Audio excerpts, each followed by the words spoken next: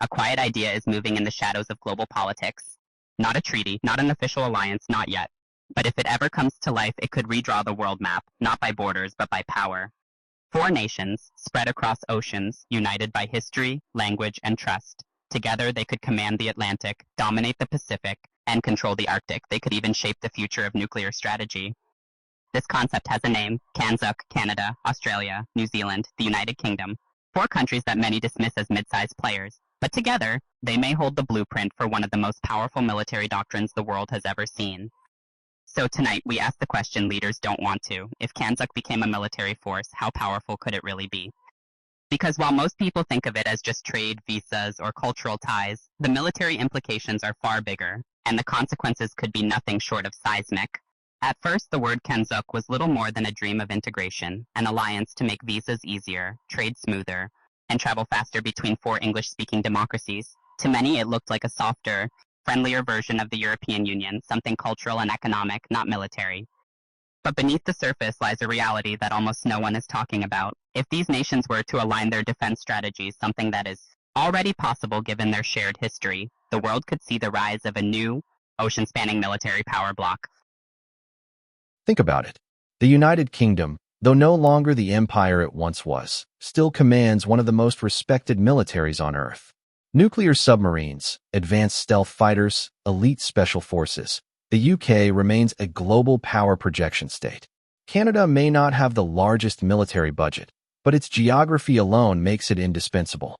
It controls the Arctic Gateway, one of the most strategically important regions for the next century, as melting ice opens new shipping routes and exposes vast untapped resources. Australia, perched at the edge of the Pacific, already plays a pivotal role in counterbalancing China. Its Navy, Air Force, and advanced technology programs are growing rapidly as tensions rise in the Indo-Pacific.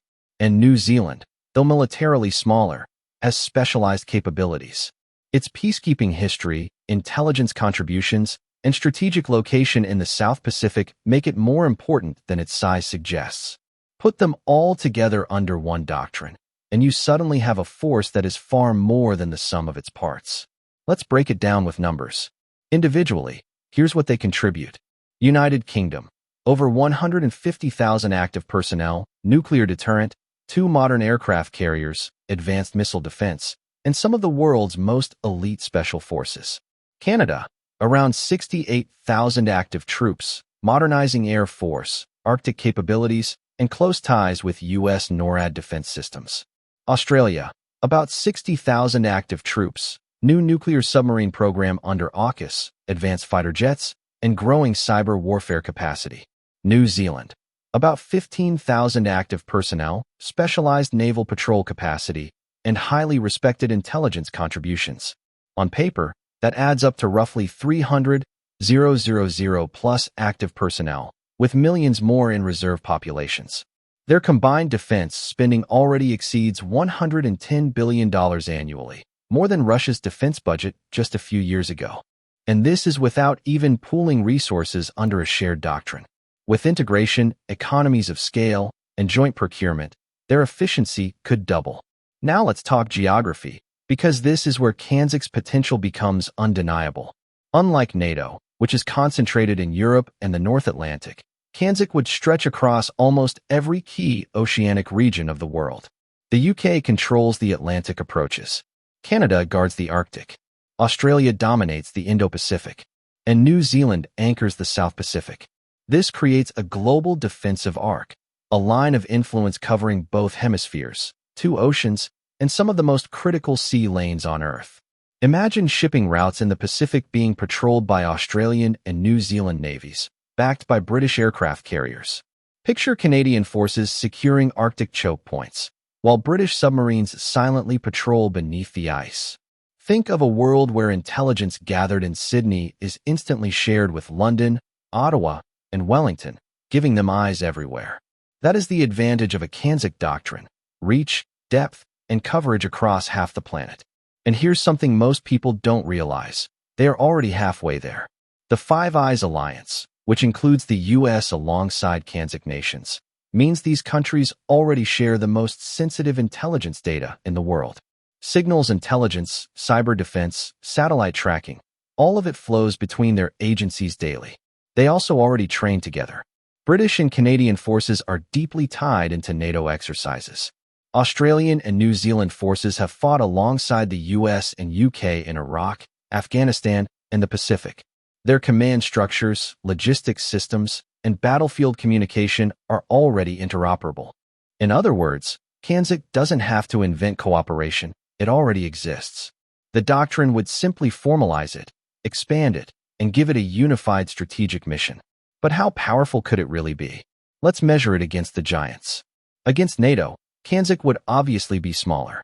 NATO's combined spending exceeds $1 trillion annually. But NATO is also fragmented, divided among 30-plus nations with conflicting priorities. CANZUK would be streamlined, efficient, and culturally unified. Against China, CANZUK would not have the same manpower. China's 2 million active troops far outweigh any CANZUK total. But CANZUK's advantage lies in naval dominance and global positioning. Chinese influence is largely regional. CANZUK's influence would be oceanic. Against Russia, CANZUK might already rival it. Russia has vast manpower and nuclear stockpiles, yes, but much of its equipment is outdated, and its global reach is limited. CANZUK, meanwhile, would command modern equipment, advanced cyber capabilities, and access to virtually unlimited natural resources. The conclusion many analysts draw is this. If formalized, CANZUK could immediately become a top 5 global military bloc, perhaps not in sheer numbers, but in strategic leverage. And then comes the nuclear question. Right now, only the UK has nuclear weapons. But if CANZUK doctrine extends Britain's nuclear deterrent to cover all members, that instantly places the bloc on par with nuclear alliances like NATO. But it goes deeper. Australia's participation in the AUKUS agreement with the US and UK means it will eventually operate nuclear-powered submarines. Canada has the uranium resources and the scientific base to go nuclear if it ever chose to.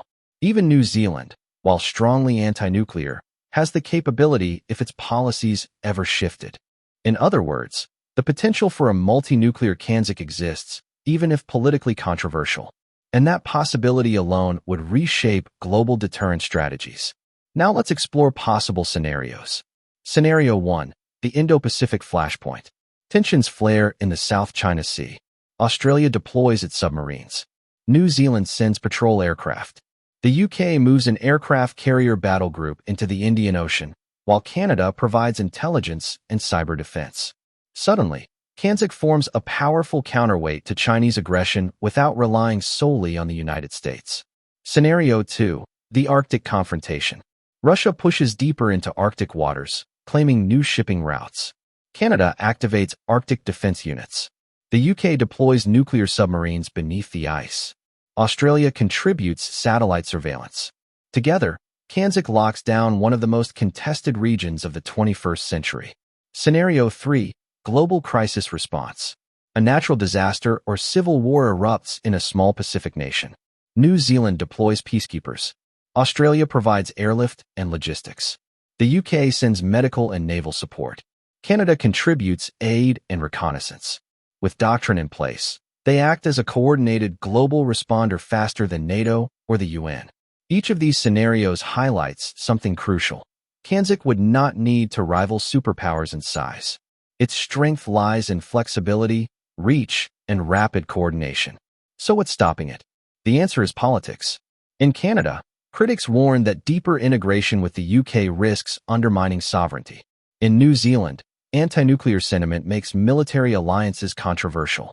In the UK, some politicians fear CANZUK would distract from NATO or European partnerships. And in Australia, debates rage over whether US alliances should take priority. And then there's Washington. The US might welcome CANZUK as a strong ally, or fear it as a bloc acting beyond American influence. For now, it's only an idea. But whispers are growing louder. Think tanks are publishing papers, and with global instability rising, the pressure to formalize new alliances is mounting. If CANZUK doctrine were signed tomorrow, the world would wake up to one of the most powerful military blocs on Earth. Rivals like China and Russia would have to recalculate. Even NATO would be forced to rethink its role. The truth is, it all comes down to political will. If these nations unite fully, CANZUK could emerge as the first true oceanic superpower. So the question remains, will it stay just a dream or rise from whispers to reality? One thing is certain, the potential is real, and history has already written half the script. And if it ever becomes reality, the world as we know it will never be the same. Stay informed. Stay prepared. Because if CANZUK's military doctrine is ever revealed, it won't just be another alliance. It will be the beginning of a new era. Warning disclaimer. This video is based on publicly available reports, expert analysis, and speculative insights. Nothing discussed here is officially confirmed policy or action.